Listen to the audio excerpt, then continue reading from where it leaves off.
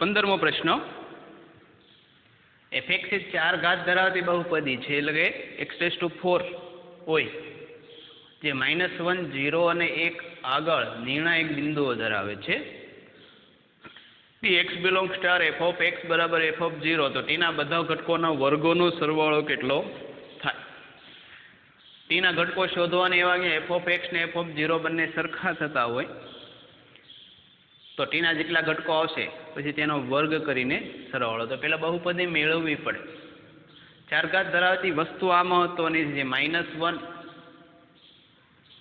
0 અને 1 આ ત્રણ આગળ નિર્ણાયક બિંદુઓ ધરાવેલ f' ની અંદર આ ત્રણ અવયવો છે કેમ કે f' જ્યાં 0 હોય આપણે મહત્તમ ન્યૂનતમમાં વસ્તુ દેતા f' જ્યાં 0 મૂકીએ તે બિંદુઓ નિર્ણાયક બિંદુઓ થતા કે જ્યાં મહત્તમ કે ન્યૂનતમ હોય ક્રિટિકલ પોઈન્ટ એવો શબ્દ વપરાયેલો છે તો f' 0 ક્યાં છે જ્યાં ત્રણ આગળ થાય તો f' ની અંદર ત્રણ બિંદુઓ અવયવો થાય x બરાબર 0 x -1 ને x +1 તો એ લખીએ મેઇન શરૂઆત એ f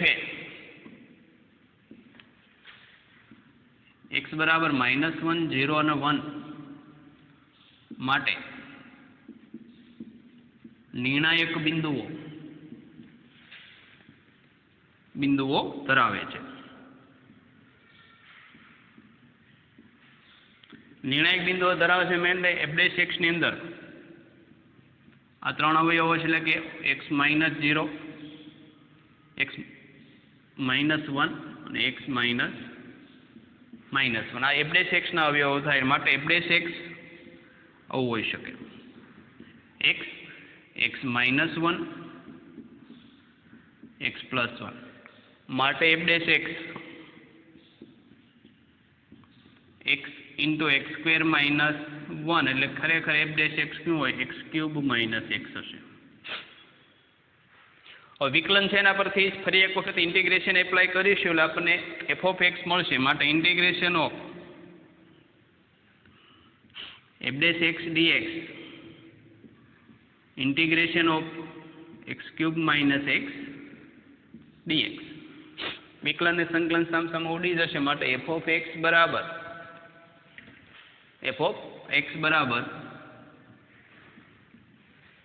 x³ નું x⁴/4 x નો x²/2 પ્લસ કોન્સ્ટન્ટ સી સંકલનનો જે અચળાંક લઈએ છીએ તે હવે t ના એવા ઘટકો છે f of x ને f of 0 સરખા થાય તો f of x = f of 0 છે આવા બધા x ની વેલ્યુ લેવાની છે f of x તો આ છે x⁴ -x²/2 પ્લસ c ને f of x 0 એટલે 0 - 0 પ્લસ c તો કોન્સ્ટન્ટ ઓફ ઇન્ટિગ્રેશન ઇનફેક્ટ એ મેળવવો પડતો નથી એક્ઝેક્ટ f ની વેલ્યુ c ની વેલ્યુની જરૂર પડતી નથી તો આ c તો ઉડી ગયા તો 4 લસા લઈ લો તો x⁴ -2x² = 0 4 સામેની બાજુ જાય અહીંથી x² કોમન લઈ લો તો x² - 2 = 0 આના પરથી x ના બે અવયવો 0 0 આના પરથી x² બરાબર 2 થાય માટે x બરાબર +or -√2 તો x ની કિંમતો કેટલી મળી 0 રિપીટેડ છે √2 અને -√2 તો આપણે બધા એવા બધા x ના બધા ઘટકોના વર્ગોનો સરવાળો માટે માગેલી કિંમત 0 નો વર્ગ 0 વત્તા 0 નો વર્ગ 0 √2 નો વર્ગ 2 અને -√2 નો વર્ગ 2 એટલે કેટલા થશે 4 તો આમાં ઓપ્શનમાં જવાબ કયો આવે 4 થશે 4 - 2 3 2 4 - 1 ને જોડતા રેખાખંડને 90 ના ખૂણે દુભાગતા સમતલ પર ખાલી જગ્યા બિંદુ પણ હોય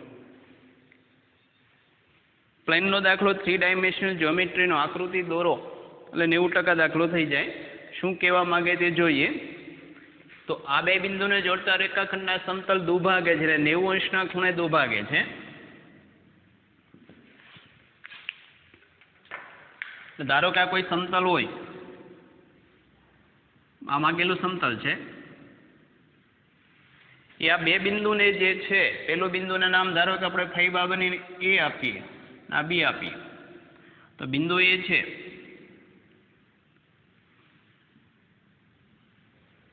अने आ बिंदु बी एने दुभागे छे एटले धारो कि सिम्पली लई लईए कि आ समतल होय तो पेन एक्जेक्ट आनी वच्चेथी पसार थईने ત્રાસી નથી, सीधी छे।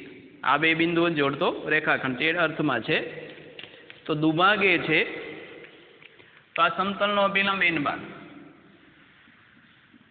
तो समतलना समीकरण माटे एक तो एना परनुं बिंदु जे अने बीजो एनो अभिलंबनी दिशा, तो आ m छे दुभागे छे ए शुं थशे, आ समतल परनुं बिंदु थशे। तो समतलनुं समीकरण सिम्पल थाय, r dot n equal to a bar dot n bar. तो बंने वस्तु छे तो लखीए अहीं ए बी n बार नी डायरेक्शन बराबर ए बी नी डायरेक्शन थाय b minus a। b minus एटले 2 माइनस 4 एटले -2 4 minus minus plus 2 is 6 -1 minus 3 minus 4 एटले ने कॉम्पोनंट लखो तो -2y 6j आ n बार थई गयुं। तमे 2 कॉमन काढीने 1 माइनस 1 3 2 एवुं लखी शको, पण एनी बहु जरूर नथी, बिंदुनुं जे समाधान करतो ए करे छे। समतल रेखाखंड ए बी ने शुं करे छे, दुभागे छे।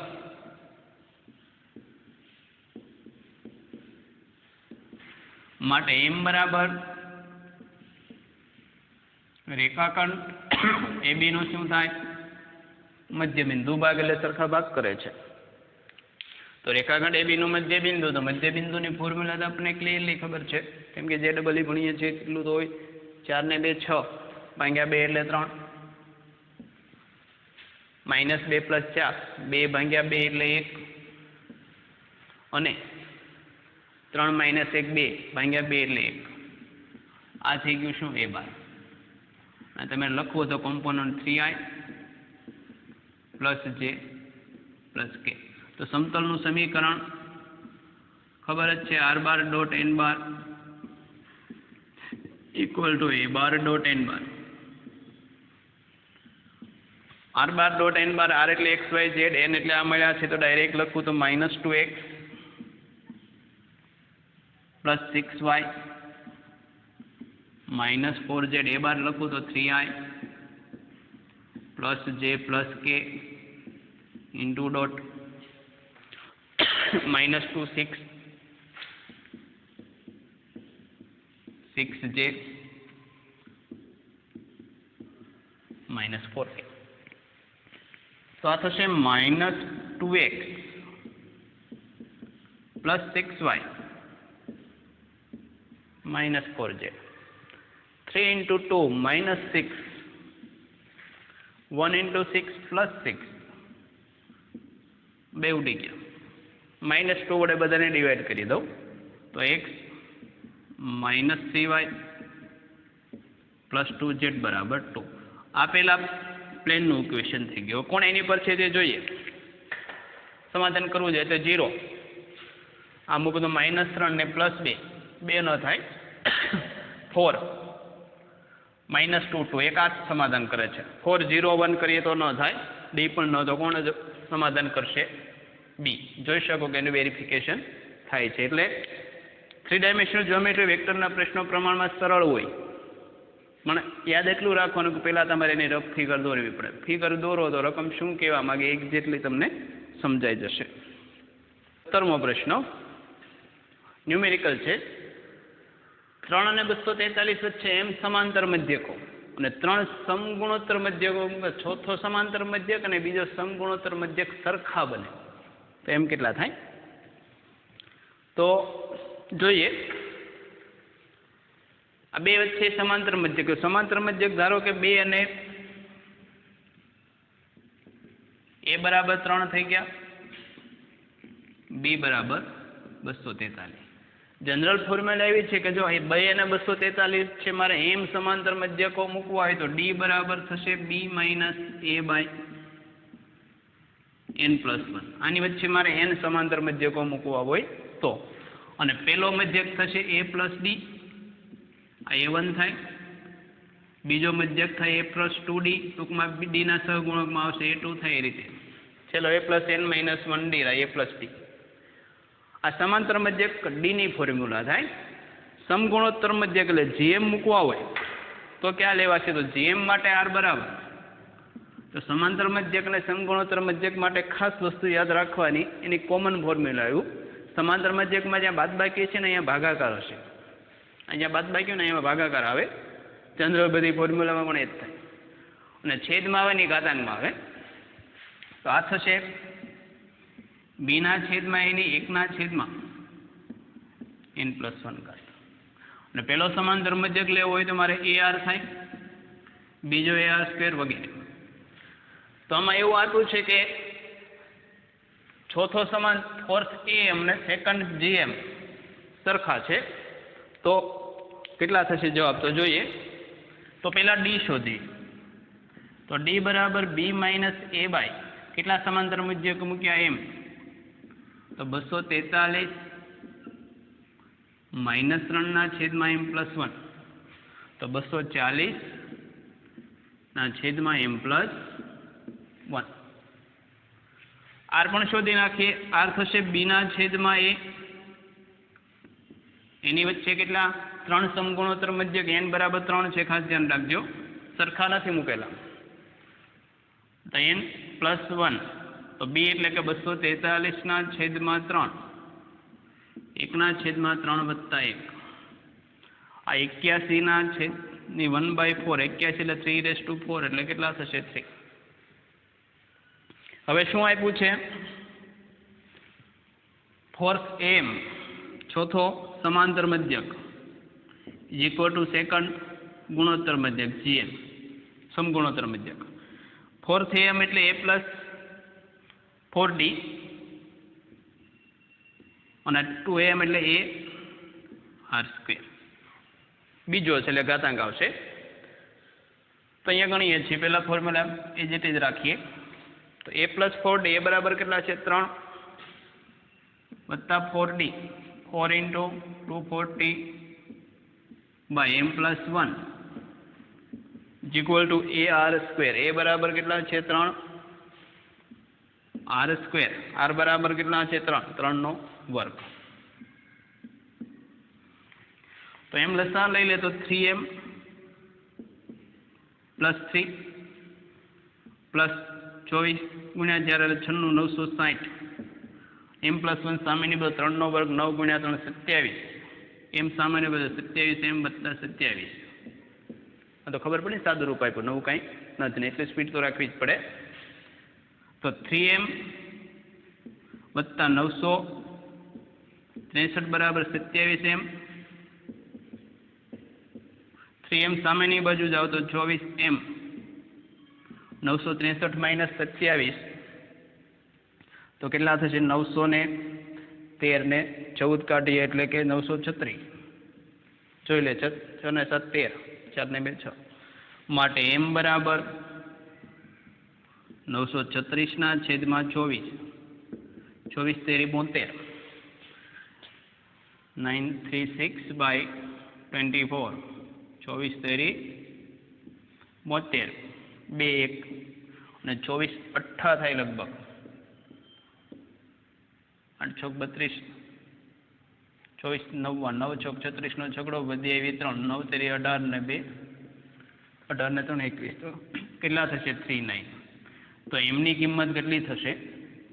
ન્યુમેરિકલ હતો એટલે જવાબ તો કોઈ સંખ્યામાં જ આવે. તો અહીં આન્સર કેટલો આવશે? જ્યાં n મેં લખેલો હશે એ ન્યુમેરિકલ હશે. એટલે આ પણ સિમ્પલ ફોર્મ્યુલા, આજુ બે ફોર્મ્યુલા તમને ક્લિયર હોય તો લખી નાખજો. અને ખાસ આ બધા દાખલા જ્યારે ગણતા જશો, જ્યાં જ્યાં શોર્ટકટ ફોર્મ્યુલા આવતી જશે એમ હું લખતો જઈશ, તમે એનું લિસ્ટેડ કરતા જશો, આગળ બહુ બધું કામ આવશે. 4મો દાખલો. a -1 7, b -7 1, c 5 -5. તો લંબ કેન્દ્ર તો લંબકેન્દ્ર ખબર હોય છે કોને કહેવાય? ખબર છે લંબકેન્દ્ર કોને કહેવાય? ત્રિકોણમાં 4 પ્રકારના કેન્દ્ર આવે: મધ્ય કેન્દ્ર, અંતઃકેન્દ્ર, લંબકેન્દ્ર અને પરિકેન્દ્ર. તો આનું લંબકેન્દ્ર કેટલું છે તે શોધવાનું છે.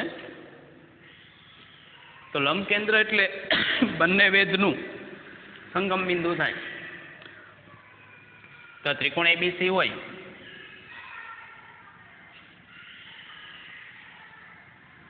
આઈ -17 લઈએ,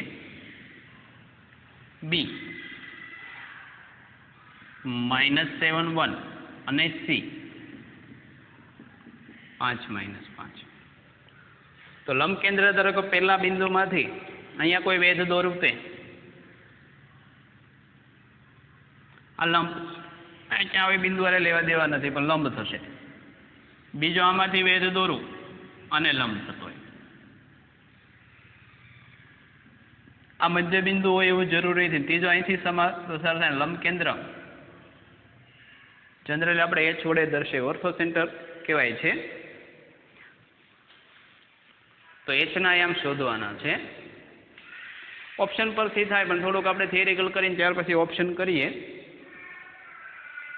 કેમ કે એચ તમે સિલેક્ટ કરો તો એચ की કિંમત 3/5 ને માઇનસ BN નો ઢાળ અને AC નો ઢાળ સરખો થાય. કેમ કે એચ બિંદુ હશે BH નો ઢાળ અને AC નો ઢાળનો ગુણાકાર કેટલો થાય? -1. એ રીતે AH નો ઢાળ અને BC ના ઢાળનો ગુણાકાર કેટલો થશે? -1.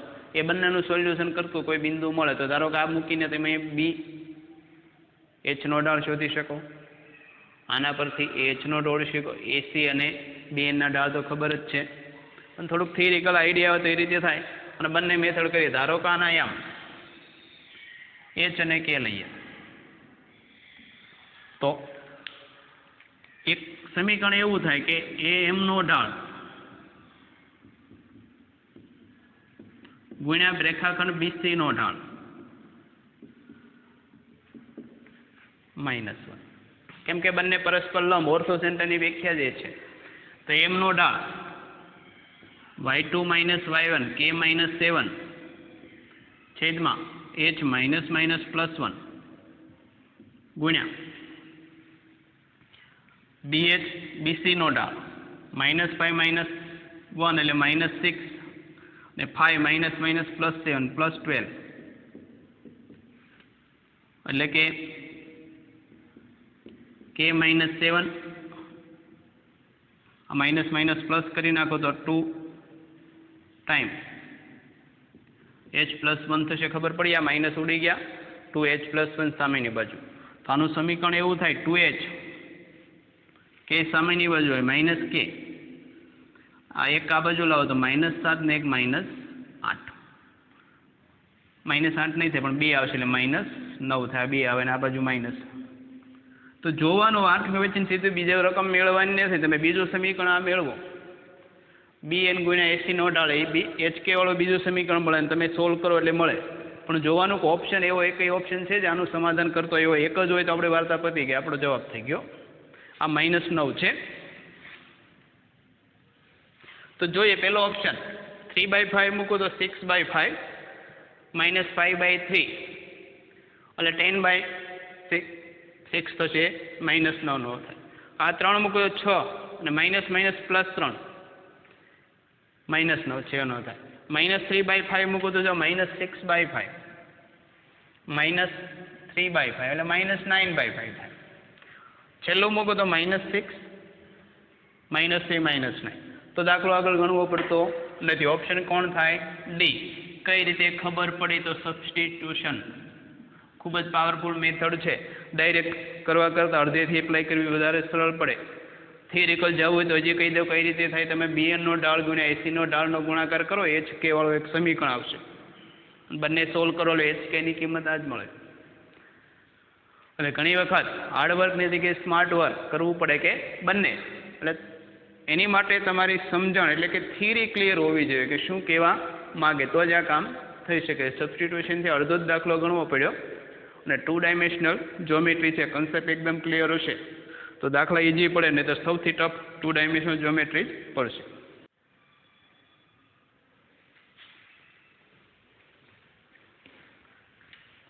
નમસ્કાર મિત્રો, 19મો દાખલો.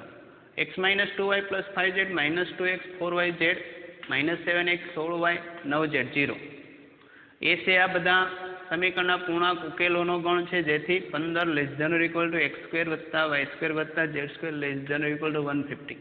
તો એસમાં કુલ સભ્યો કેટલા થાય? તો આપણે એને એવા બધા ઉકેલો શોધવાના છે. ઉકેલ તો અનંત મળશે, કેમ કે એકથી વધારે મળતા હોય, અથવા એક મળે તો અનંત મળશે કે કેમ એ ડી પરથી નક્કી થશે. તો એવા બધા ઉકેલો શોધવાના જેનો વર્ગનો સરવાળો 15 થી 150, 15 થી શરૂ કરીને 150 સુધી હોય. તો આના અનંત ઉકેલ છે કે કેમ તે જોઈએ. તો ધારો કે આપણે એનું ડી મેળવીએ તો એના પરથી ખબર પડશે. જો ડી બરાબર 0 હોય તો અનંત ઇન્ફાઇનટલી એની સોલ્યુશન મળે. તો D1 -25 -241 -7, તો 1 × 9 × 6 36 -14 -+2 -18 +7 ને +5 14 -28 +28.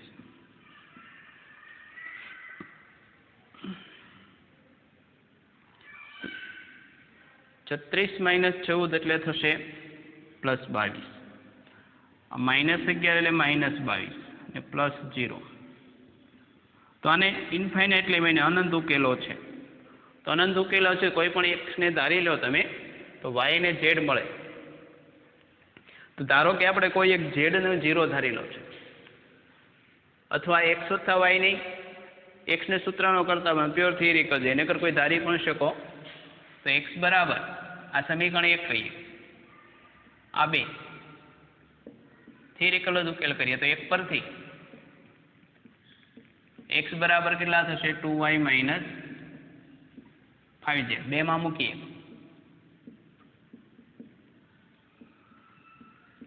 x ની જગ્યાએ મૂકું 2y તો -4y, આ -2 × -5 +10z +4y +z. તો y તો કેન્સલ થઈ ગયા, 11z 0 મીન્સ z બરાબર કેવા થઈ ગયા? 0. આ સમીકરણ નંબર 4 આપ્યું હોય તો 4 પરથી